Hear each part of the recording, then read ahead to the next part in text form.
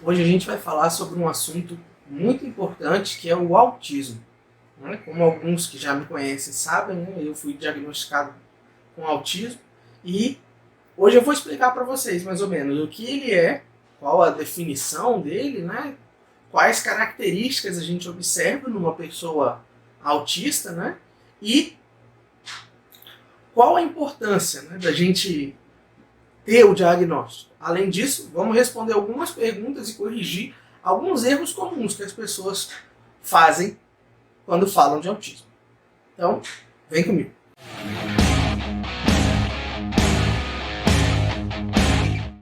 E aí, pessoal, tudo bem? Eu sou o professor Kim, sejam bem-vindos a mais um vídeo aqui no canal. Hoje a gente vai falar sobre autismo. O autismo, primeiro, antes de mais nada, a gente tem que definir o que é. Formalmente, a definição de autismo é um transtorno que é caracterizado pela dificuldade na interação social.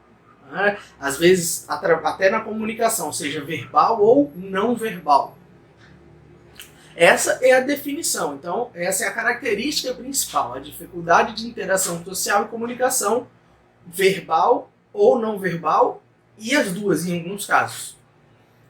O autismo, ele recentemente, né, com a reclassificação do CID, ele agora, né, junto com outros transtornos neurológicos, ele ocupa o CID-11, mais especificamente o código 6A02 desse CID.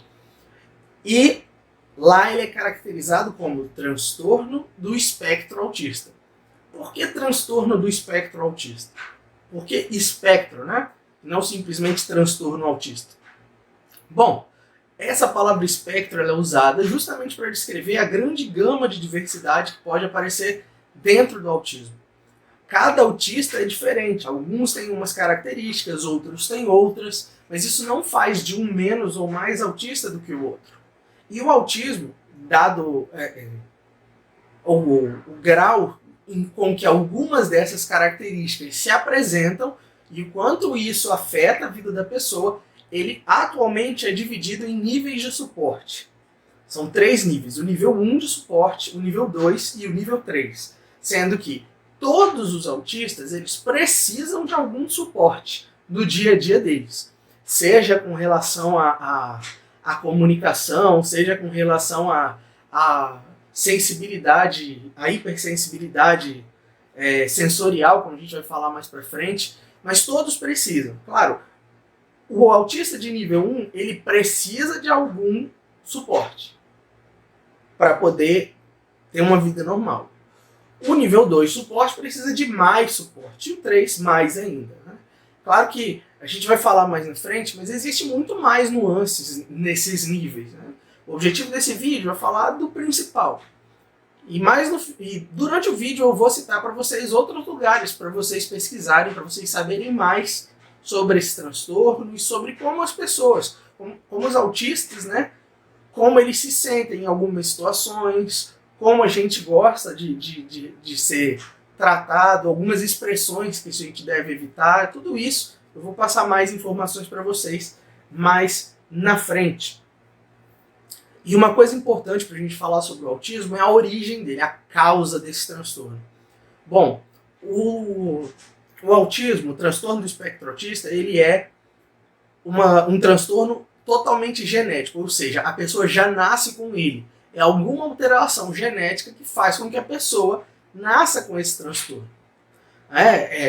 Hoje, a maioria dos casos, né, de autismo são genéticos ou hereditários, né, que a gente diz. Herdam de alguém da família. Mas existem alguns estudos, algumas pesquisas que sugerem que a exposição a alguns materiais, algumas substâncias, alguns ambientes pode acarretar no aparecimento do transtorno do espectro autista. Essas, é claro, né, quando a gente fala disso, a gente está falando durante a gravidez, né, com a mãe do autista, não depois. A pessoa não adquire autismo. Essas informações de que a pessoa pode adquirir autismo por ficar muito tempo exposto à tela de um celular, exposto porque se alimentar de tal coisa, ou se usar tal produto, ela pode. Isso tudo é mentira. Isso tudo não tem sentido, não tem embasamento e não existe nada de pesquisa sólida e bem embasada que atesta qualquer uma dessas afirmações. Então, para todas as finalidades, se elas não têm, né, a sustentação científica suficiente, elas são falsas. Ok? E uma outra prática muito importante da gente falar aqui é com relação à cura do autismo ou até a explicação do autismo por trás, em especial por um método. Eu não vou falar dele aqui, mas eu vou deixar na descrição um vídeo da doutora Gabriela Bailas em que ela fala sobre isso, que é doutora, porque ela é doutora em física, não é doutora de médica, mas em que ela fala sobre constelação familiar, que é uma prática absurda, mas que ainda é muito utilizada, né? E aqui no Brasil, em especial, tem até alguns pormenores desagradáveis com relação à lei, né? Envolvendo constelação familiar. Mas eu vou deixar o link do vídeo dela aqui na descrição, o vídeo dela é muito bom, explica bem, e mostra que não tem embasamento nenhum. E isso não é aplicado só para o autismo, não, para várias outras coisas. Bom, e as características, né, da pessoa autista? Quais características ou comportamentos específicos que a gente pode observar que podem ser indicativo de que a pessoa tem o transtorno do espectro autista, de que a pessoa é autista? É claro, gente, olha, isso aqui que eu vou falar, eu não estou diagnosticando ninguém. Nada disso que eu vou falar aqui no vídeo substitui o acompanhamento com um psiquiatra, um bom psiquiatra, e avaliação por um psicólogo especializado em autismo ou por um neuropsicólogo especializado em autismo. Essas informações aqui servem para você ficar atento. Se de repente alguém da sua família, o seu filho, ou você mesmo, como foi o meu caso, observar algumas dessas características, talvez seja interessante. E claro, né? Se você vê que a pessoa passa por alguns problemas durante o dia a dia, talvez seja interessante você incentivar ela a procurar, né, um médico e um psicólogo. Até porque, mesmo que não seja o autismo, pode ser que a pessoa tenha algum outro tipo de transtorno que possa estar prejudicando a qualidade de vida dela. Então, por isso é muito importante. Então, dado esse aviso importantíssimo, né, de que tudo que eu vou falar aqui são apenas informações que eu vou passar, então vamos lá, vamos às características. A primeira coisa que a gente tem que falar é que o autismo ele não tem nenhuma característica física. O que isso quer dizer? Isso é aquela famosa frase, mas você não tem cara de autista. Mas o que é cara de autista? Né? O autismo não tem nenhum traço físico associado ao transtorno. Ele não gera nenhuma alteração na aparência ou na formação do corpo da pessoa que possa identificar ela. Então, não existe nenhum traço físico, nenhum traço de aparência ou de formação do corpo que aponte para o autismo. Não, o autismo é um transtorno unicamente comportamental. Ele é um transtorno que acontece a nível cerebral. Então, não tem como a gente ver, certo? Então, tendo isso como base, a primeira característica que a gente pode falar, né, é a que identifica o transtorno, que é a falta de habilidade social. Como assim falta de habilidade social? A maioria dos autistas, quando são expostos a uma situação de convívio social, muitas vezes eles acabam recorrendo a estratégias para poder conseguir passar por aquela situação. A mais comum é o que a gente chama de masking, que é como se ele colocasse uma máscara mesmo, né? Você se comporta de uma maneira que não é a forma como você está se sentindo naquele momento, você adquire um comportamento superficial para que você possa conseguir passar por aquela situação.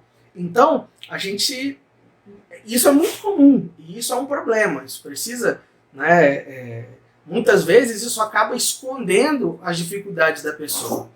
Quais dificuldades podem ser acarretadas, né? A principal delas é o que a gente chama de ressaca social. O que é isso? Bom, sabe quando a pessoa bebe muito e aí ela acorda de ressaca?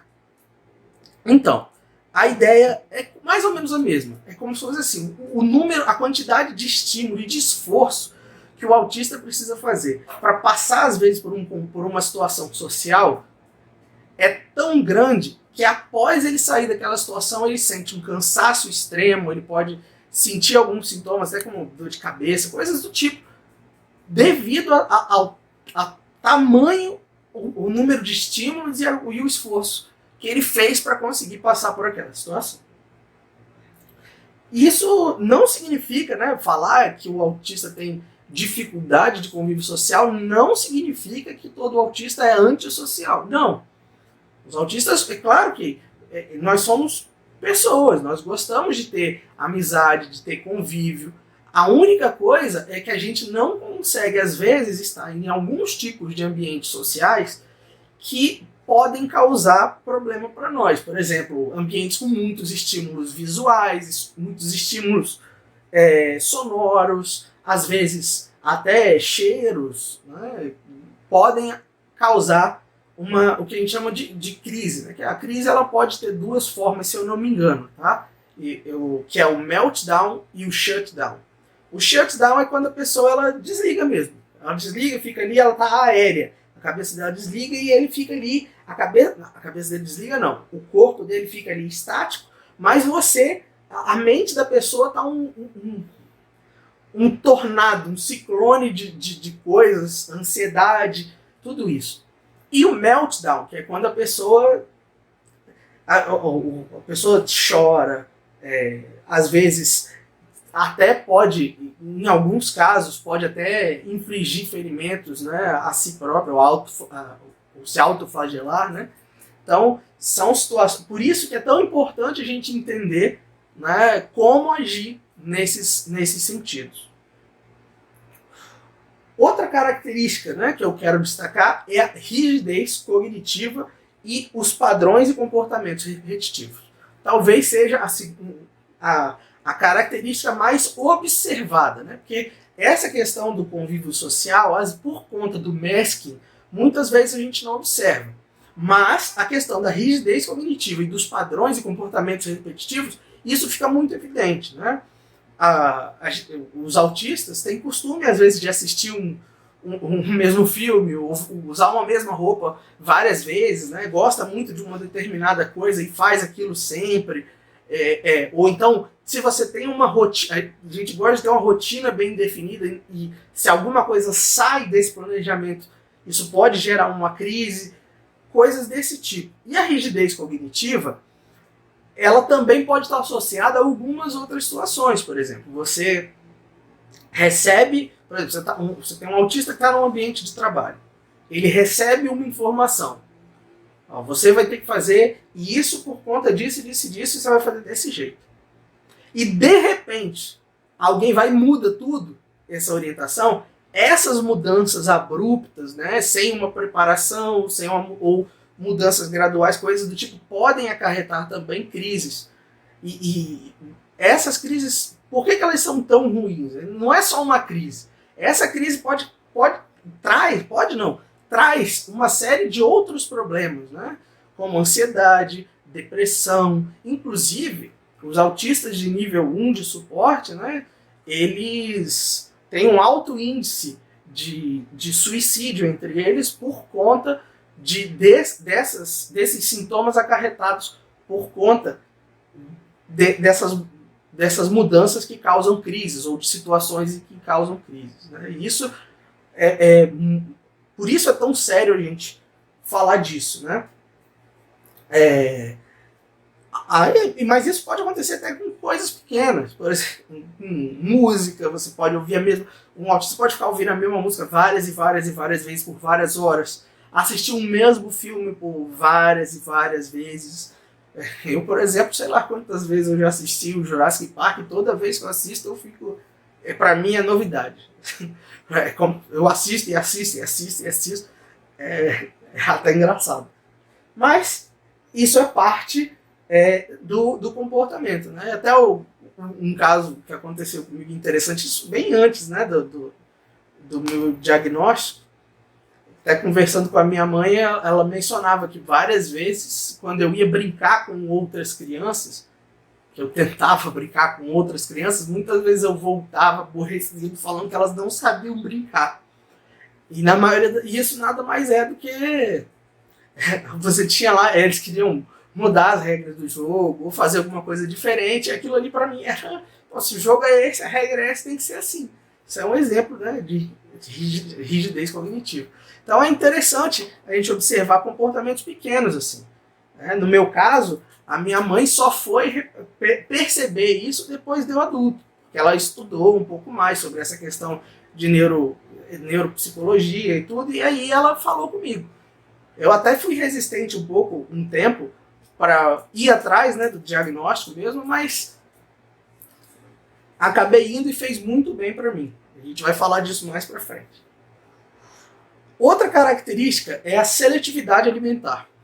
A seletividade alimentar, ela pode acontecer, ela é o seguinte, o autista ele pode não comer algumas coisas ou comer sempre a mesma coisa, alguns tipos de alimento ele pode não conseguir comer de forma nenhuma, e às vezes não é nem por conta do gosto, às vezes a textura do alimento ou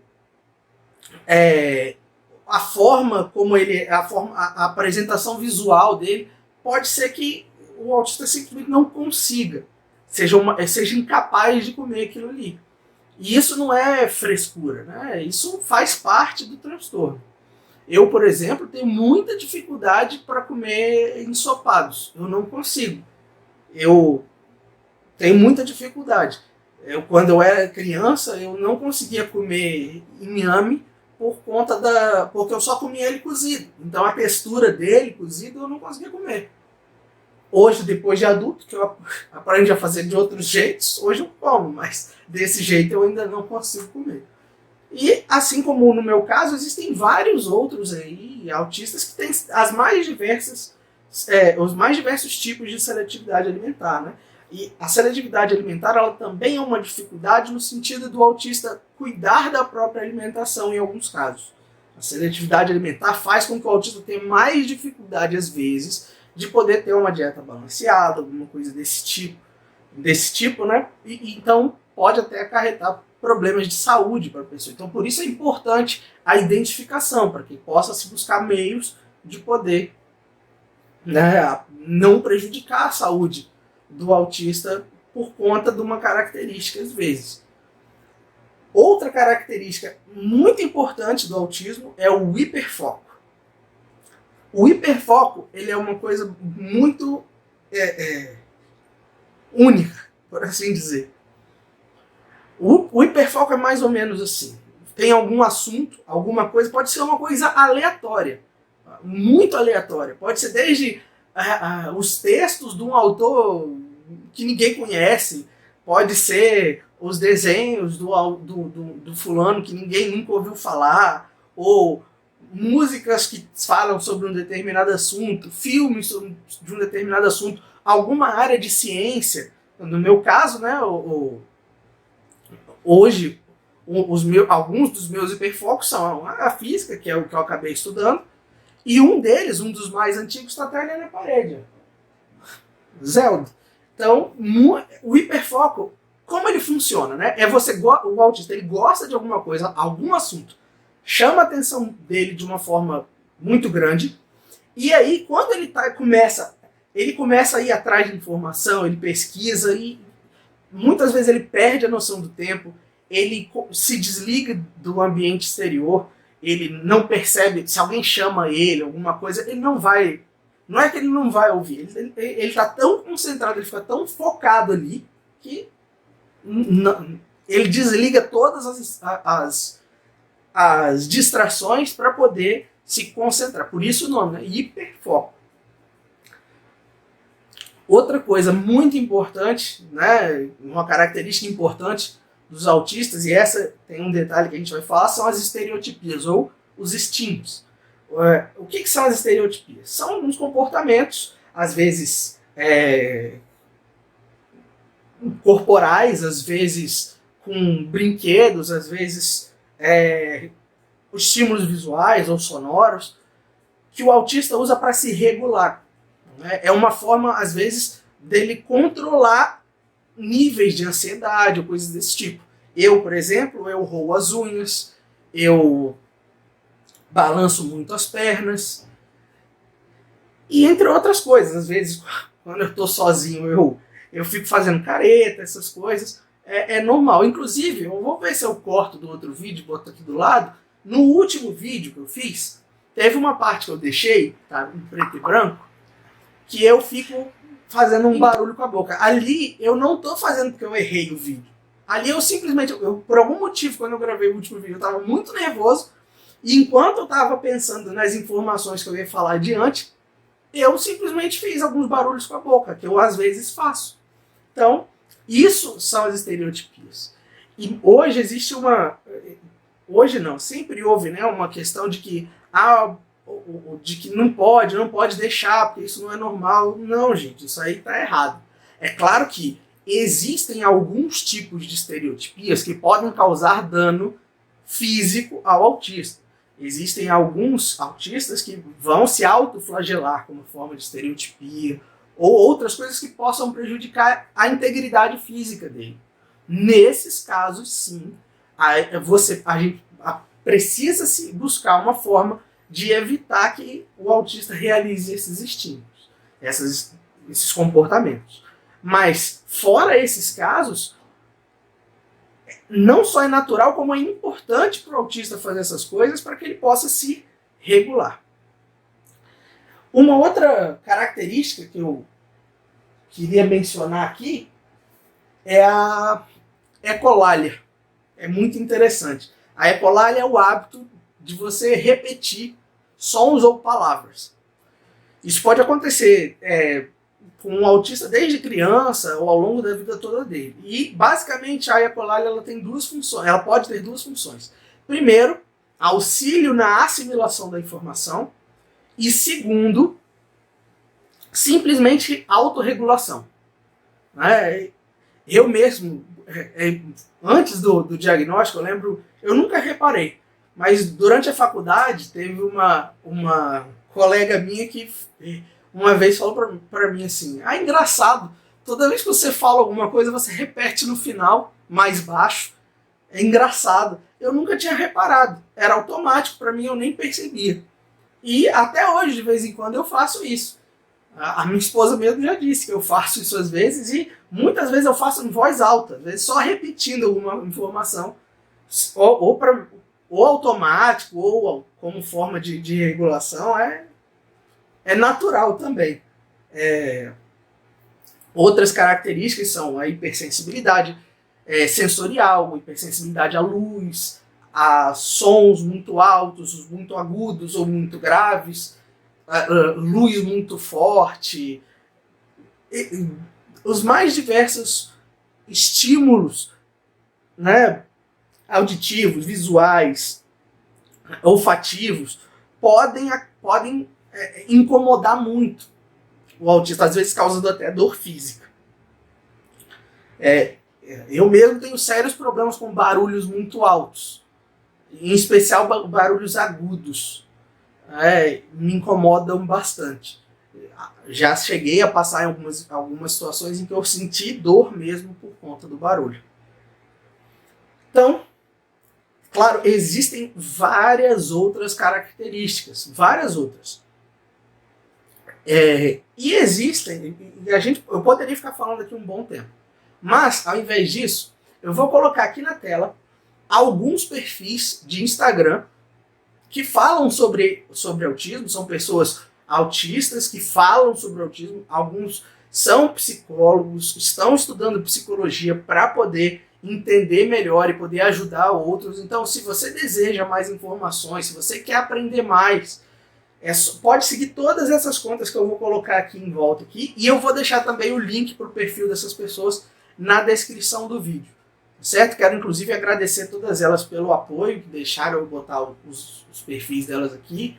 Muito obrigado e parabéns pelo trabalho de vocês. Foi muito importante até para mim. Me ajudou muito na minha jornada de autodescoberta. Bom, e já que eu falei de autodescoberta, né, é muito importante a gente falar sobre o diagnóstico. Eu, quando a minha mãe falou comigo a primeira vez sobre o autismo, eu fiquei um pouco resistente. Eu pensei assim, que diferença vai fazer? Bom, eu estava muito errado. O diagnóstico, né, e claro, o acompanhamento que eu fiz depois foi fundamental para que eu pudesse voltar a ter alguma qualidade de vida. Eu estava numa fase, inclusive tem os vídeos aqui no canal antigos, né, que eu falei por que eu parei de postar vídeo, eu fiquei muito tempo sem fazer vídeo. Eu cheguei num ponto em que eu estava muito sobrecarregado e eu não entendia por quê. Eu me sentia diferente de todo mundo, pensava, por que só eu vejo essas coisas? Por que só eu penso desse jeito? Por que só comigo acontece isso? E hoje eu consigo entender que não é bem assim. Eu consigo entender que, na verdade, muito disso foi porque eu me expus em excesso a situações que são prejudiciais a mim por conta do transtorno do espectro autista, por conta do meu autismo. Então, o diagnóstico é muito importante, primeiro porque autoconhecimento. Quanto mais você conhece a si, melhor você pode viver sua vida. Você pode evitar uma série de problemas. E quanto antes o diagnóstico ocorre, melhor vai ser a qualidade de vida do autista. Então, se você é mãe, pai, está vendo esse vídeo, e você tem um filho, e você suspeita, ou algum médico levantou suspeita e você ficou meio resistente, não fique. Procure o diagnóstico. Vai ser muito mais positivo para o seu filho ou para sua filha saber, se entender como ele realmente é, para que ele possa se adaptar e ter uma vida muito melhor do que tentar forçar ele a fazer uma coisa que não acontece. É claro que muitas vezes, né, eu não estou longe de mim culpar mães, pais. A minha mãe, por exemplo, não procurou, não, porque quando eu era criança, eu era uma criança inteligente, eu não dava problema na escola, todo mundo achava bonitinho as coisas que eu fazia. E ela não tinha o conhecimento que ela adquiriu posteriormente na vida adulta, que levou ela a identificar os comportamentos que eu tinha e daí ter uma suspeita que me levou a procurar a ajuda especializada, né, e o diagnóstico.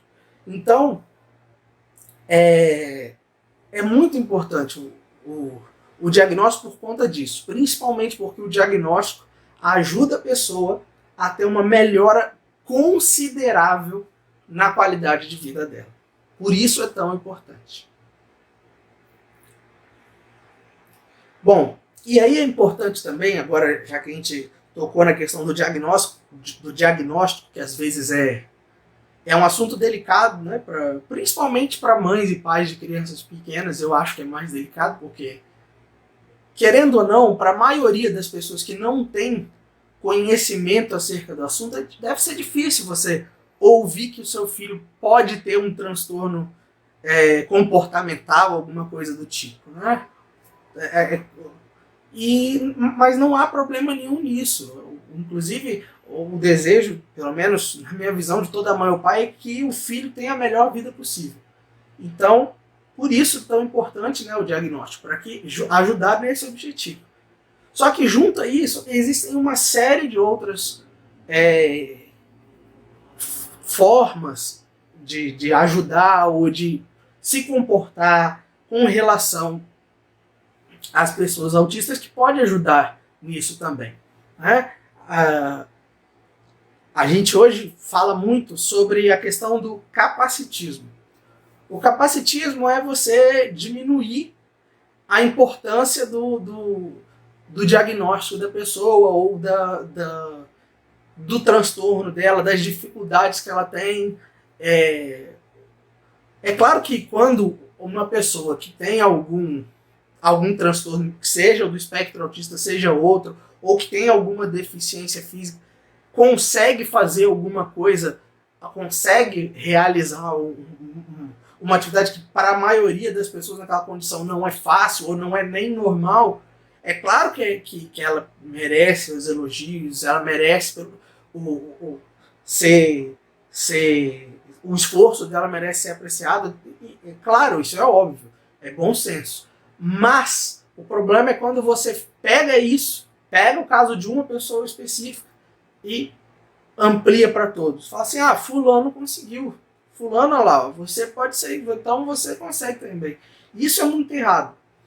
Isso, mesmo se a gente for pensar em pessoas que não têm nenhum transtorno comportamental, não tem nenhuma deficiência, cada pessoa é única. Então, expressões desse tipo não diminuem a dificuldade da pessoa. Muitas vezes o efeito desse tipo de frase é o contrário. Ao invés de ajudar a pessoa a pensar, pô, então eu consigo. Na maioria das vezes não. A pessoa vai pensar, poxa, então significa que nem com o esforço que eu estou fazendo eu estou conseguindo alguma coisa. Isso pode ser muito prejudicial para a pessoa. Por isso é perigoso e é bom a gente evitar expressões, né, ou falas capacitistas. E assim, já que a gente falou dessa diversidade que existe, né, cada pessoa é única, tem as suas habilidades, as suas dificuldades.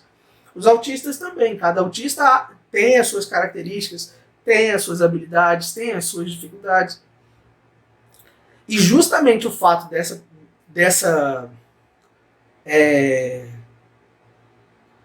questão, né, de cada um ser único gera um problema quando aparece alguém e fala